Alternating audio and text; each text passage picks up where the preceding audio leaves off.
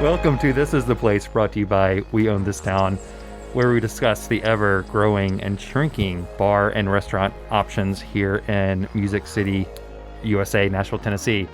I am Matt. Yeah, you forgot who you were for a second. I did for a second. Yeah. How are you doing, Michael? I'm good. Sitting across from me. Yeah. Nice to see you. How are you? I'm good. It's a pleasure to be back again, for sure. Yeah, a lot of mixed emotions in the last couple weeks. Oh, so many mixed emotions. Roller coaster ride of events. Yeah, but I feel ultimately the good feelings will prevail. I hope the good feelings prevail. My God. We shall see. We're sorry we're a little late to the punch on this. I should say, I have a terrible scheduling problem, and I apologize for it. I don't think 2020 is respectful of anyone's time or of them just being able to read text correctly. To be fair, we had scheduled to record this previously and literally never specified what time. We were just vague. That is true. But so anyway, glad to be back. Let's just get right into it. By all means. I am going to talk about some stuff, some food, and some restaurants and some bars. I think you are too. Yeah, as we get into it, I want to, as the producer guy, if you hear a bunch of environmental noise, like weird race car noises and construction trucks. We are in Nashville. We're in the heart of Wedgwood, Houston right here, and it's so much construction. It's insane. And if it's not that, it's a train. Yeah, so much. Did you know this train over here by Wedgwood, Houston, there's an app that you can download for your phone that will tell you if it's there or not? I did not know that. That is amazing because I have been stuck. I think when the train was either fully stopped or moving at literally like maybe 2 miles an hour. It's not an app for all trains. It is an app for that train. For this particular one train at one intersection. Wow. And that's it. You just open it up. It's a red light or a green light. Is that app, somebody made that app?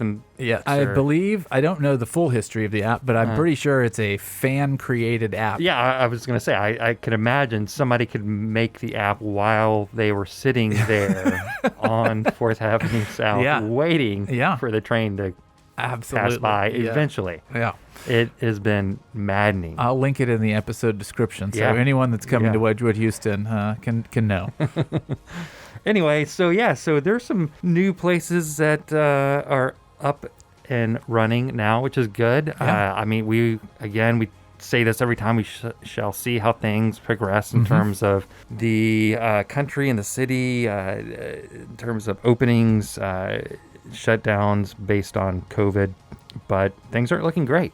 Things are not looking fantastic in terms of our numbers, but hopefully, I think Cooper did say whenever he did his last talk, sat down with the press, I don't think he plans on closing down in the city, which is good for all the restaurant and bars that we need to stay open. But it's a nice reminder to get to-go food.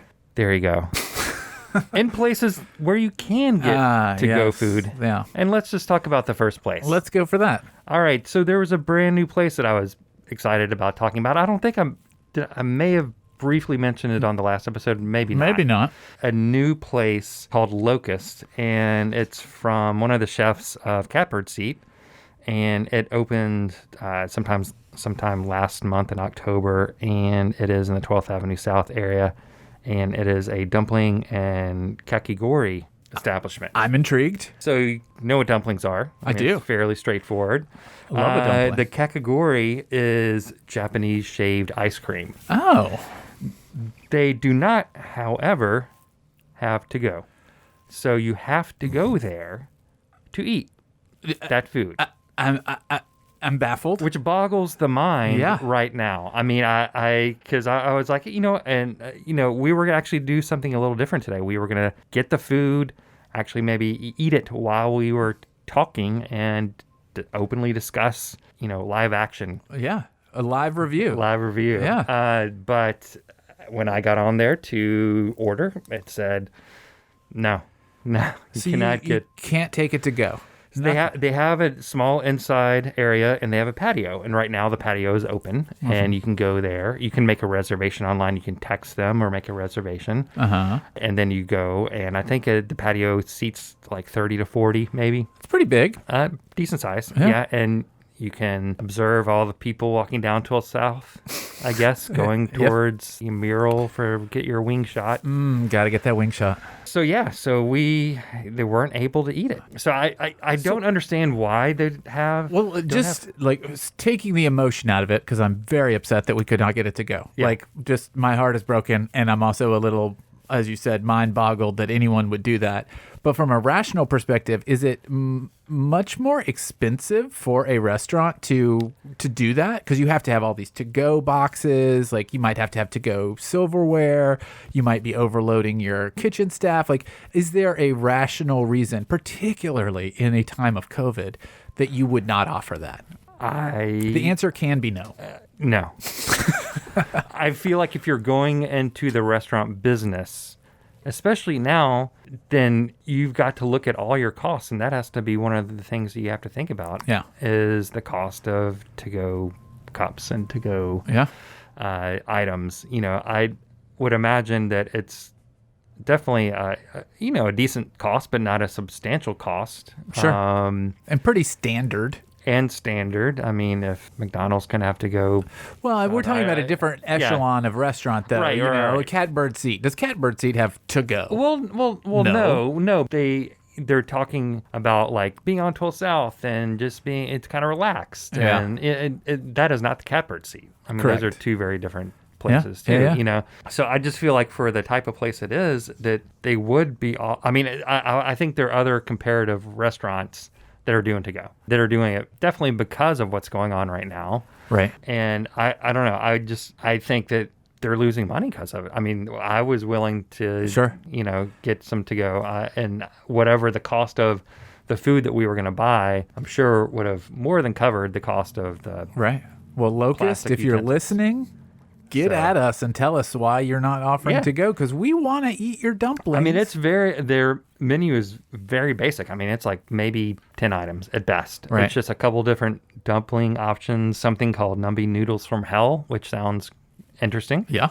And then you got your kakigori, your shaved ice. You got a yogurt option and then a chocolate option, and they look amazing. You can look at the pictures online. And then they have sake in a can, which I was interested in getting. Right. Yeah. But no, I Shut down. So yeah, I mean, it's looks very intriguing. 2020 is nothing if not disappointing. Again and again and again. So disappointing. Yeah. But so, I guess we'll save it. We'll get there eventually. We'll save it. It might be spring. Yeah. Because the way the weather's going, I mean, I can't imagine a lot of these patio places. It depends on how the patio is set up in terms of if I'm assuming a lot of these places hopefully have some sort of heating unit on the patios. Yeah. Because right now they're saying all they have is a patio. Right. It's going to be in the 30s.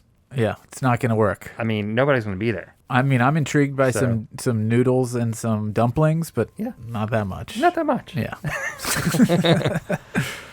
Okay. So that's Locust. Yeah. We'll table it. Jot it down, get back to it. Yeah, sounds good. So where else should we try and go? Well, so right now, if there's one word you could say it was popular in 2020, it would be pop-up. Yeah. A lot of pop-ups. A lot of pop-ups going here and there. Yeah. Because some places closed down, but they would do a pop-up at another location. I was reading about a lot of Mexican pop-ups here in town. Are you familiar with Bill's Sandwich Shop? Yeah, it sounds very familiar. It's supposed to be opening in Inglewood at some point, but they did a pop-up last month. But isn't that popping up in TKO? Yeah, it was a TKO last month, and it was open there for about a week. Because I think one of the guys that is starting Bill's is working at TKO right now. See, I thought that was going to be their permanent location. I don't think so. Because I thought that was weird. Sandwich shop by day. Yeah. TKO by night. You know. Right. No. I think they have another location. It's just not open yet. think they're trying to wait out everything that's going on. I can say I have a friend who did go to Bill's when they had the pop-up, and he had the sandwich and he was just raving about it. He said the sandwich was fantastic. All right. Really, really good. He gave me some good detail, but I'm not going to look at the text. But I think he did say the potato salad was okay. Okay. All right. So that popped up, but right now I think it is already open or will be open very soon, is a pop-up called Roberta's Pop-Up at the Public House. Urban Cowboy. We all know Urban Cowboy in East Nashville. Mm-hmm. And at the Public House, Roberta's is a wood-fired pizza place in Brooklyn. Oh, this is the Roberta's? The Roberta's. No. Yes. Matt, no. So you are familiar with Roberta's? Very familiar. Oh. So you're pleasantly surprised. I am overjoyed. Shocked. Is the word. Yeah, for sure. That's incredible. I thought, as soon as you said Roberta's, I was like, oh yeah, there's that pizza place in Brooklyn that was super good named Roberta's. Uh-huh. And it's the same place. It is the same place. Oh, Matt, that is such good news for Nashville. That is such good news. Yeah, I mean, I heard that Roberta's was great. I've never... You're going to love it. Never had it? Yeah. I can personally attest to that you will love it. Yeah. So you've eaten at the Roberta's in Brooklyn. Yeah. Oh, for sure. Yeah. Uh-huh. Just phenomenal pizza. Like, my memory would need more jogging to properly describe it, but I recall it being like pretty traditional, a little old worldy in its style, and just really made with like a passion for like proper pizza pie. You know? It looks like, from what I could tell, a fairly basic menu of like 4 or 5 different pie options. Yep. I think it's all vegetarian. I don't think there's any meat. That's surprising, but all right. I think I could be wrong from just a quick overview, but yeah, that's going to be opening here mid-November to late November. I'm not exactly sure when, and running all the way to the end of January. I hope it has to go. I want it. I think it does. So I'll have to double check, but I think you can actually make reservations for, because there's some seating at the Public House, not very much, but it did say like everything's social distance and whatnot. And sure. I know they can close the doors now, I think, to try to keep it warm, because it used to be very open air. I'm not interested in eating in enclosed spaces. Well, I mean, so you could go there when it's 35 degrees. I think it will be sufficiently, like, part of it is open. Have you been there before? No. You've never been there before? No, never been there before. I know exactly where it is, but never gone in. Okay. Anyway, we'll go. We'll go. Yeah. Well, we'll get it to go. We'll see. I want to be safe, Matt. Yeah. Yeah. The thing is, when you go in there, in the front doors, it used to be all open. They've changed it. It's been a while where they have it covered now, and then the bar, which is an enclosed area, but then you go all the way back and there's huge fireplace, open fire with lots of chairs, so we could potentially, if it's not freezing, go out to the completely open area and sit by the fire and eat some wood-fired pizza. Now you're talking. Yeah Now you're talking. All right, much more into that. For sure. Yeah, so that's exciting. That's good. Really exciting. Good. I'm glad that you are familiar with Roberta's, because it looked good, but when you hear like wood-fired pizza, I'm like, oh yeah, that sounds great, but you never know what it's going to be until you really get into it and eat it. But it did say that it was coming from Brooklyn, and so I figured it must be. It's not going to be shitty pizza. It's definitely not. It's definitely not shitty pizza. That's fantastic. All right, well, it's a date. Let's do it. And so, okay, going back to another place that just opened, and so we tried to get some locusts. Yep. Said, okay, there's a couple other places I want to check out. There's a brand new banh mi place. Another new banh mi? I know we just talked about East Nashville banh mi. East Nashville banh mi. Just recently opened this summer. It's fantastic. Yeah. Highly recommend. This is a different banh mi place on the west side. Yeah, so it's called Banh Mi and Roll Plus. So, there's a banh mi place on Woodland, I think, which is Banh Mi and Roll Factory, maybe. And so it's easy to get those confused. Are they related? Online. I don't think so. Okay. I don't think so. I could be wrong, but I don't think they are. This place was, I believe, a food truck maybe first. Okay. And then I think the owners maybe own Far East. Okay. As well. But this is opened in what is called the Vanderbilt Moxie Nashville. Moxie Nashville. okay. Moxie Nashville building. Okay. At Vanderbilt. It's just in the Vandy campus. No. Okay. Do you remember? So Is it in 100 Oaks? Yes. Also, I not only can I not read text, I have a terrible memory. Okay. I mean, if I don't see you for a year and we like hang out, even though we've known each other for 20 years, I'll be like, what is his name? Wow. Damn it. I can. That's really maybe not that bad. That's really upsetting. But that's really awful. I remember the time we hung out in Austin at South by Southwest, but I don't remember. Do you have face blindness? No, it's not face. I mean, I'll definitely recognize your face, but I'm terrible just with recalling names. It's names of places. Michael Eads. Thanks. We've known each other for 2 decades. Yes.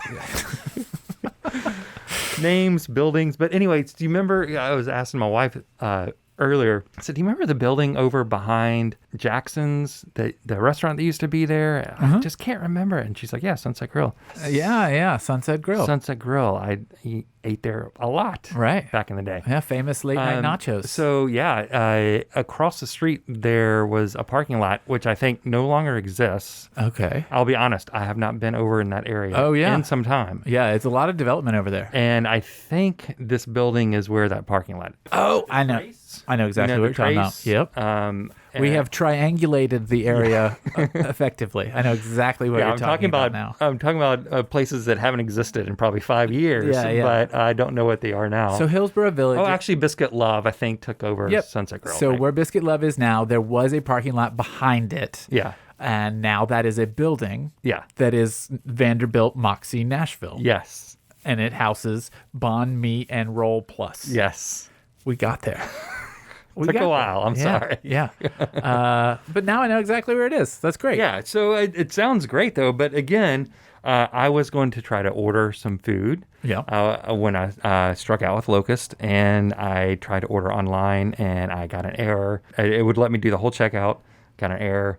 I tried on my phone twice, and then I went to my iPad and I tried it there, and I could not order. So I don't know if they were just having a glitch. Yeah, what's going on? I mean, let's assume it was a glitch. I want to say it's a glitch because I mean their website is up and running and looks great. Yeah. So it is over there on 1808 20th Avenue South. Yeah, well, that wouldn't have helped me understand where it is, but but it's good to share that with the audience. I just want to give that address because nobody knows that hasn't lived here and what the trace is. Yeah, you dug deep for that one. So, again, I had to ask my wife about what the name of that place. Like, do you remember that place where we used to hang out? She's like, yeah, the Trace. Right. Yeah, I love about that place. Yeah. Anyway, the interesting thing about this Banh Mi place is they have boba teas. Oh, yeah. A little bubble tea. A bubble tea, which I'm not familiar with at all. I mean, I'd heard of bubble teas, but it's like a gelatin bubble mixed in with like a slightly thick yogurty kind of drink. Yeah, so they have milk and non-milk teas. The original boba tea is Taiwanese, I guess a Taiwanese black tea, but they say that they import their teas from Japan, Vietnam, and Taiwan. Well, they hand select these teas, and then so you have these tapioca pearls. Yeah, those are the bubbles. Those are the bubbles at the bottom, I guess, or it can be in the top. Yeah. You can add them. It depends on the thickness of the tea, I think. Right. And typically served cold for whatever reason. I'm just not familiar with these, but they stressed that they were non-powdered teas. Interesting. Okay. And yeah, so I interested in having that. Have you had a bubble tea before? I have had a bubble tea. It's been quite a while. It's a just fascinating texture. I mean, it's what did you say it was made of? Tapioca. It's a tapioca like orb. So you have a really thick straw, and then every once in a while, this orb will shoot into your mouth and get a nice surprise. Hopefully. Yeah, a little surprise, and then you kind of chew on it a little bit. It's a really interesting texture. I mean, it's a fascinating drink. I mean, it's I don't know the history behind it or anything, but it's definitely worth partaking in if you've never had it before. Yeah, so it seems like it came out of Taiwan, I think originally in the 1980s. So it's not like something that's been around for like 100 years or it something feels like a 1980s drink. Yeah? Yeah. Is it very vibrant? I mean, it just feels sort of kitschy in a way, like clear Pepsi. Like Right. it's Pepsi, Oh, but it's wow. clear, and or like Or if you Zima? told me Go-Gurt was made in the 80s, I'd Gotcha. believe you. Right, right. Fruit by the foot. It's it's a Yeah. fruit snack, but it's long. Well, I'm Like, going to talk about something else in a little bit that might be from the 80s as well. I just feel like 80s were like, how can we put a gimmick into our food? Right. And bubble tea feels relevant. Yeah. Yeah. I don't mind the gimmick as long as it's I good. love a gimmick. Yeah. Are you kidding? A Reese's peanut butter cup that's shaped like a bat. There you go. I love that. Right. A Cadbury cream egg. That whole thing is a gimmick. It is. It's Still going strong. Yeah. After like 60 years, I think. Not from the 80s, but No. Still gimmicky. Yeah, yeah. So I'm totally interested in trying that. But also, do you know what the difference between a French baguette and a fresh Vietnamese baguette is? I can't say that I do. I don't either. But as we've discussed privately before, I don't love a baguette. Yeah, I know. Because a French baguette can be Yeah. very hard. Yes. Like oppressively difficult to eat, which I'm not a fan of. Almost tooth, breaking in half. I think sort of. a lot of people, to each their own. Personally, when I eat bread, I don't necessarily want a gnashing of teeth, Right. which is what you Right. get with a French Yeah. baguette sometimes. Yeah. I would assume in this case, and this may be... Is that why they call a grinder? Man, we're going places I was not prepared to discuss. Sorry. But yes, I would assume, just based on my own personal hopes and dreams, that maybe a Vietnamese baguette is softer. That's what it says fresh Vietnamese baguette. And I mean, a baguette definitely can be fresh, Yeah. but I don't associate fresh with hardness. No. You typically associate with something that's out of the oven is going to be a little softer. Yeah. So that's what I was hoping for. That's why I asked if you had. I know your personal feelings about baguette, so I didn't want to go there. But anyway, another couple of things are they have prawn crackers, which I'm Okay. excited about. Really? Oh yeah, Interesting. when I used to have to travel over to England, I loved prawn chips. Okay, so these are just like potato chips that taste like shrimp. Yeah, Okay. it says shrimp. It does say shrimp flavored. I don't know if that means like fake seasoning shrimp. Well. Shrimp seasoning. Yeah. But I don't know. So you love an exotic chip. I love an exotic chip. I mean, you can't go wrong with a good nasty salt and vinegar chip. Is that exotic? Salt and vinegar? Well, I'm saying I started liking salt and vinegar chips when I was like 10 years old, and that was Ooh. back in the 80s. Oh wow, that is a strange chip for a 10-year-old to like. Yes. Yeah. You couldn't find them hardly anywhere back No. then either. But I remember the first time I had one, I was like, what is this? Wow. It is amazing. So, yes, I do. I love prawn chips. And that's the thing. If you ever go to England, they have weird-ass chips. Right. All sorts of bizarre seasonings. They'll put anything on a chip. Right. And Yeah. I mean, if you're willing to put a shrimp on a chip, you're willing to do you've exhausted all options. But that's okay. anything. Right. So yeah, they have prawn crackers, but they also have, and I know you're not going to be into this, but I'm curious as to what they have: bone broth. Oh, okay. I'm not personally interested in having that, but I do like that someone's offering it. It's interesting. And they all are offering poached egg and bone broth At the banh mi place? at the banh mi place. Wow. Yeah, Wild. That is know. wild. yeah. So very glad that they do offer to go. Yeah. Next time, hopefully, I can get it to go. Yes, absolutely. So yeah, hopefully when we check back here next time or next couple times, we will have gone there or at least eaten the food there Yeah. and can report back. This is a long list of places that we got shut out from. I know. I know. Can't eat it. Kind of. I guess bizarre. just two. Yeah, just Locust and banh mi and roll. Plus. So I'll stop talking for a second. I mean, I've got some other things to discuss, some places that I've been to, but Well, I mean, what do you got going on? I don't have a ton, as we have discussed with the whole COVID numbers and stuff. I've been pretty cautious about going out and a little trepidatious to try new places. But I thought I would discuss a little bit today one of my favorite vegetarian spots that's really become like a regular destination over the last, since March or whatever, for satisfying my cravings. I don't know if you've been there or not, but have you ever been to Sunflower Cafe? No, I was going to actually mention it to you. Well, I will mention it to you. Yeah, Instead. I haven't been there, but I was going to ask you, I think last time, if you had been there. Yeah, it's in Berry Hill, which, maybe not a place you think of as having great food options, but Berry Hill is filled with weird, secret, delicious destinations. It is. It's really crazy. Sam and Zoe's Cafe is good, solid offering. Baja Burrito. Baja Burrito, Been around forever. Been around forever, always good. Always reliable. Calypso Cafe, big staple in my life, big fan. Vui's opened up over there, speaking of banh mi. There's also a biscuit place that you've never been to before? Yeah, in Berry Hill. It's delicious. It has lots of outdoor seating. I'll talk about it on another episode. But in Berry Hill, in an extremely difficult to get to spot, 2834 Azalea Place, there used to be a motel, I think called 10 Oaks or Twin Oaks motel? Or something. It was just like derelict, a very scary kind of place. It's been renovated to be a much more artful destination now called the Iris. It's like a really nice kind of arty motel. And right behind that is Sunflower Cafe. Right. It used to be a burrito place at one point. It used to be a bunch of different restaurants that it's kind of cycled through over the years. But it seems like Sunflower... That's not the place. There's like an Asian restaurant next to the motel. That's not the same. No, there is an Asian restaurant right next to the motel, but that's a different parking lot. Okay. We're talking more behind the Iris. Okay. Instead of next to it. So you're in the zone. You're in the zone now. Is that place on Bransford that still like the breakfast place where you would make your own pancakes? Yeah. Funky Griddle. Oh my God. Yeah.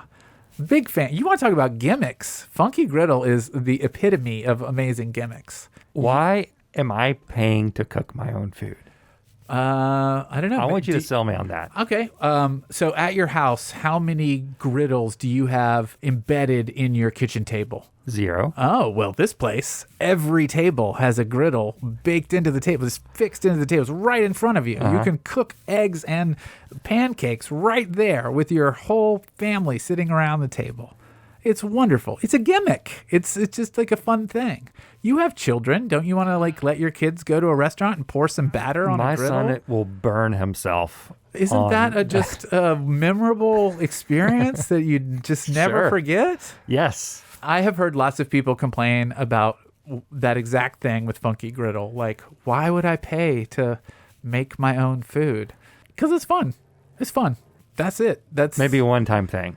I mean, I'm not saying it should be your favorite breakfast location, but it's fun. Like I've had a really good time there. People come in from out of town. I'm like, hey, let's go to the Funky Griddle. It's ridiculous. Okay. If the choice is between make pancakes at my house or drive to Berry Hill and make pancakes for myself, yeah, stay home.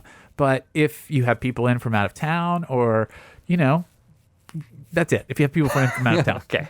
Entertain them there. Sorry about the sidebar. No, anyway, that's fine.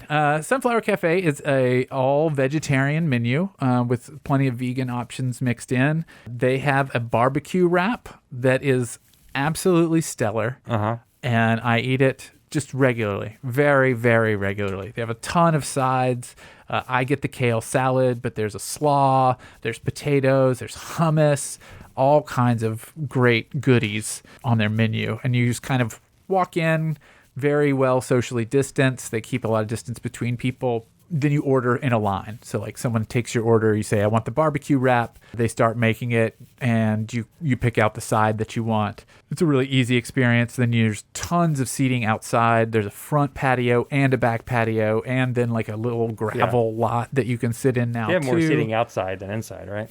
I think it's equal now. Okay. I think it's equal now. So, I mean, while the weather's still nice, it's a really great destination to go check out. It has sort of a down home feel, I would say. Like when you go to Calypso and you're like, there's just an air of it being like put together. Like it wasn't like organized in like this. I love Calypso. Calypso. I mean, if you're getting waited on and the service is mediocre, then it's a good day. I mean, I don't know. It feels there's something a little ramshackle about it, a little like put together that I really like. Right. It's like a family business almost. Like we've grown from this small thing. We figured out how to make this work. Here is where we put our cups. It's a weird place to put our cups, but that's where they fit.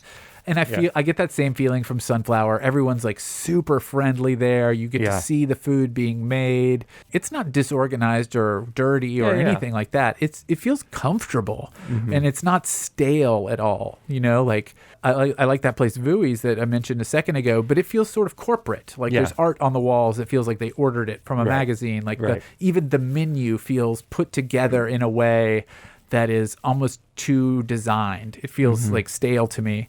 And I don't get that. Not the food. The food at Vui's is great. We'll talk about it later. But Sunflower just has like kind of this homey vibe. And, I'm a big fan of that. And the fact that it's a vegetarian restaurant and the food doesn't like beat you over the head with it being vegetarian. I mean, this is a barbecue wrap that I like. This is... They're emulating meaty food, and that's why people go there. Like, it's not about like because there definitely are some places that they are shouting, "We are vegetarian," you know, vegetarian. Whereas this, it's just a good family style type of restaurant that happens not to have any meat. Yeah, exactly. And you know, I think that that's way more welcoming to a much more diverse audience of people. Like, if I brought my dad to a vegetarian restaurant, he might furrow his brow, you know, but this place has a barbecue wrap. So there's something there for him, even though it's not actually barbecue. So I really like that about them. I think they're helping to like reach more people to understand that like vegetarian doesn't necessarily just mean some boring salad. It can mean a lot of things. So I really respect them for that. They have a curried chickpea wrap that I would also recommend. Super good. I mean, curried chickpeas. Yeah. How are you going to fight that? I had some earlier in the week.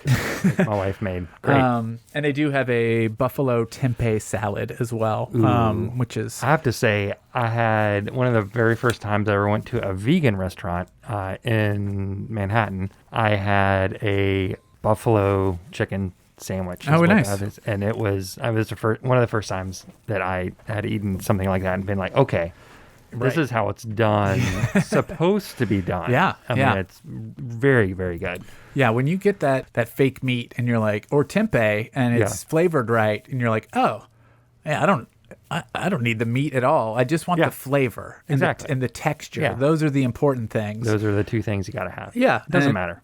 It really doesn't. They nail it here. I'm just a really big fan of them. They have another destination in Donaldson that's a bakery, so it's it's not as much about the sandwiches and that sort of thing. Oh, right. It's more about like muffins and different baked goods. More power to them for expanding to Donaldson. Like that's cool. Sure. I mean, hip Donaldson. Yeah, exactly. It's booming right now. It's very much booming. Yeah, definitely. So that's really the only place I had to share today. There's lots of other places, obviously, that we touched on that we'll get to at another date. But I just really want to pound the drum for Sunflower Cafe and get everyone to go visit. Well, I'm glad you mentioned it and talked about it because that's something I did want to bring up. And perfect timing. Yeah. Great. It also is a little prescient that you talk about Vui's. Oh. Because one of the places that I was going to talk about is Waldo's Chicken and Beer. Oh. Which, you know, Vui's has Germantown location. And it's 4th Avenue North. And I can't remember what was there previously. Waldo's was originally, again, with the names that I can't remember, something Donkey. It was a Mexican place. Oh, I ate there. Yeah. You know what I'm talking about? I do. I don't know the name of it. But Kickin' Donkey? Or it's not Kickin' Donkey. It was something Donkey. Okay, so they share a building, Vui's and Waldo's. Yeah. Got it. So you got Vui's and then another place that I'm going to mention real quick in a second in between it. And then you got Waldo's. And the main reason I'm mentioning Waldo's is, it was great. It was really good, but it's very family friendly. They have a huge patio. Oh, right. A giant patio. Yeah, giant patio. So feel 100% comfortable eating there. Mm-hmm. I mean, even inside they have, it's huge open doors. It's one of the few places where I'd probably feel totally okay eating inside. Right. Like when I went in there to order, there were 2 other families in there, small families, and they were at least 20 feet from each other. And having those huge doors completely open. Yeah, it's about the ventilation. It's almost like, even though it's inside, almost as good as you can get to being in the patio area. Right. I mean, my concerns with the indoor eating is that like your air circulation is closed off. So like, that's it. Exactly. But if you're in a situation where there's like big garage doors or big windows that's keeping that moving, it is much different. Yeah. So I just really wanted to mention that as an option. We went there and we had the fried pickles, which I don't know if you're a fried pickle fan, but their fried pickles were amazing. I've come around to the fried pickle. Have you? Big fan now. Let me tell you 2 places. This place and then Eastland Cafe. Their comeback Eastland Cafe with their comeback sauce with the fried pickles. Holy shikes. Wow. Is good. Wow. I mean, it is hard, and they give you a large amount. I had no idea. We've ordered to go several times since March from there because they have a happy hour menu, and that's one of the items, and we get it every time. It's hard not to eat all. Would you rank Waldo's above that, or no pickles above that? They probably have the best fried pickles in town. Eastland Cafe does. Wow. Yeah. Bold statement. Yeah. I mean, I'm sure there are other places obviously I have not eaten, but that do have fried pickles. I haven't done a tour of Nashville fried pickles. But anyway. Season 4. That is season 4. Oh my God, my stomach is. Yeah, we're in season 2 right now, so there's some time. But also, just really good for obviously limited options for you at Waldo's. I mean, look, I'm seeing some snacks. I'm seeing a cheddar biscuit basket on the snacks menu. Yeah, I don't need another menu item if you got a cheddar biscuit. I wanted to try the cheddar biscuits, but we had already decided on the fried pickles, and I didn't want to get too much. But the salad that I got, just the basic, when you just get that very basic salad, which is like the onions and the tomatoes, and it was everything I wanted. And what's so weird about the basic salad is that you can so easily mess it up. Yeah. Oh, it's amazing how easily you can mess it up. Yeah. Just by not having one ingredient or just the lettuce being slightly off. Yeah. I mean, but it was a really, really, really good chicken salad. So we had a great time there. And I'm trying to spread out the love location-wise. Yeah. Yeah, you're doing a great job. So definitely go check out Waldo's. And if you have some room left over, stuck in the middle between Viewey's and Waldo's is a place called Rolled4Ever. Really? It is ice cream rolls. Whoa. It is inspired from, I believe it's Taiwanese ice cream rolls. Okay. So if you find it and look online, you have these cups, and then you have these actual rolls of ice cream, like you're rolling up a paper towel or whatever, and there's maybe 5 or 6 little rolls of those stuck in the cup, and then you have all these crazy toppings on top of it. I'm looking at the website now. It's rolled4ever.com. That's the number 4, rolled4ever.com. Yeah, these 2 women started it. It seems awesome. Like a couple students from here in Nashville went up to New York, experienced ice cream rolls, came back down, started a food truck a couple years ago, and they just opened, I think just last month, this location. We were just stuffed from Waldo's, and so we didn't stop. And if my kids would have seen it, they kind of weren't paying attention and didn't realize what was there. They would have forced me to go over there. But I think we plan on, my wife and I talked about it. I think we're going to go there in a couple weeks. So, but they have all these different types of cups of rolled ice cream: Cocoa Fever, the Key, Unicorn Fantasy, which has Fruity Pebbles on it with strawberry drizzle and a sucker. Yeah. Monkey Biz. It's got a bunch of caramel on it. Yeah. Okay. So I'm definitely into checking this place out here soon. And I expect nothing but really, really good taste in my mouth when I'm eating it. Yeah, me too. I expect nothing but really good taste in my mouth when I'm eating it. Yeah. That is a fun thing to say. So anyway, we had a great time. I like that Germantown is kind of getting, a little more variation here in its offerings. Like when I would think of Germantown, I pretty much only thought of high-end places. Yeah, I think of City House or Rolf and Daughters or something. Yeah, even like Henrietta Red. There's a bunch of places over there which I think are really good. Yeah. Really excellent date spots, fancy destinations for dinner. But I don't know. I think Germantown has such a cool vibe to it. I like that there are reasons to go there that aren't only for a $60 special event. Right. Like you can go and just have dinner at a place and then get a rolled ice cream that tastes delicious in your mouth. Yeah. Yeah, totally. No, I agree with you. I think you're exactly right. And that they are kind of opening up. You're maybe chilling out a little bit, letting, you can just go and not have to spend an exorbitant amount of money for a lunch. I definitely like going over to Germantown, and I'm going to go back there again for this stuff. Yeah, for sure. A Viewey's and a Rolled4Ever, I think, is in my future. Yeah. Lastly, I want to talk about something that I mentioned either last episode or 2 episodes ago. Okay. And I have a confession to make, but I'm talking about Jaspers. Okay. Yeah. And if you remember, I said it was the new restaurant from Deb Paquette. You did. You're really excited about it. Yeah, really excited about it, and wanted to go there, or at least get the food there. And I haven't even told my wife this yet, but I actually ate inside the restaurant. Oh. Let me say a couple things first. Wow, man. I feel like this is I'm in confession. All right. Safe place. Gotcha. And anything I say, is held only within this area. Yeah. But I mean, obviously, people are eating at restaurants all the time, but this is just on my comfort level. Yeah. I'm not judging anybody that eats in restaurants right now, obviously, because I am one of those people now. Right. But I will say, so I looked up the address, and I was like, okay, yeah, this is on West End somewhere. Yeah.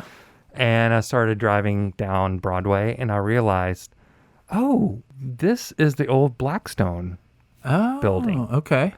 And that's where Jaspers is. And so people that have been in Nashville for a while certainly know what Blackstone Brewery is. Yeah. I think it was Saltine when Blackstone left, and then Saltine was around for maybe a year or two, and then it closed. And I don't think anything else was in there until Jaspers just opened up. Do you remember? Did you ever go to Blackstone? I have been to Blackstone, not a lot, but I did go there. Yes. Yeah, I mean, it prides itself on being the first microbrewery in Nashville, which it is. Yeah. And honestly, I'd kind of, I'll be full disclosure, kind of forgot about it. Sure. I knew that they still made beers. I just didn't know if there was a place, but they do have a brewery. Yeah, I was looking up where they moved to. Man, I can't even tell you what neighborhood this is. This looks like it's like behind Charlotte Avenue, kind of in a zone I'm not super familiar with, or at least don't know that I'm familiar with it. I'm sure there's a name for it that we have not heard of yet. But yeah, are you familiar with Hadley, Washington, or McKissick Park? Nope. Watkins Park? Nope. Yeah. These are all neighborhood names I've never heard before. So okay. Anyway, Blackstone was a staple for years, and it was pretty good. And the beers were okay. Okay. There was one particular beer that I liked, but the rest of it I thought was just okay. But, okay. But Jaspers is in Blackstone. It is in Blackstone. I went there, and the reason I ended up eating there is because it's huge. And so when we went in there was nobody else in the bar area. Okay. And there were maybe granted, it was closer to the end of lunch time, and there were maybe 3 other tables occupied. Look, Matt, you don't have to explain this to me. I'm just saying that everybody was spread out. We all make our own choices, yes. And I trust that you are an intelligent person that is going to make a good decision. And I assume that you did in this case. And that's true for everybody. There might be a situation that they get themselves in where they're like, God, I don't feel comfortable eating inside. Yeah. But there's only 3 other patrons in the restaurant.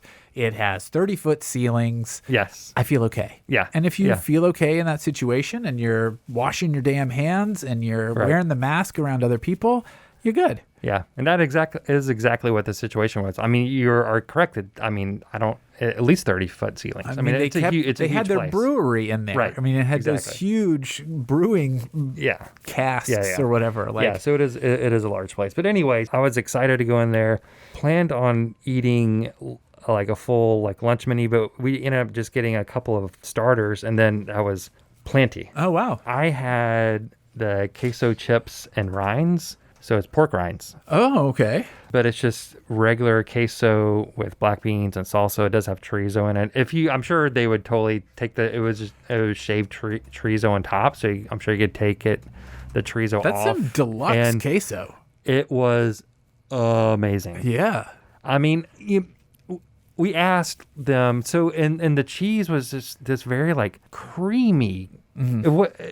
Not pumped out of a plastic bottle. When you go to Mexican restaurants and you have the white cheese, and you go to the sports bar restaurant and they have the yellow cheese. Yeah. And this was kind of a texture and mix. Like it was a lightly, it didn't look orange, but it wasn't white.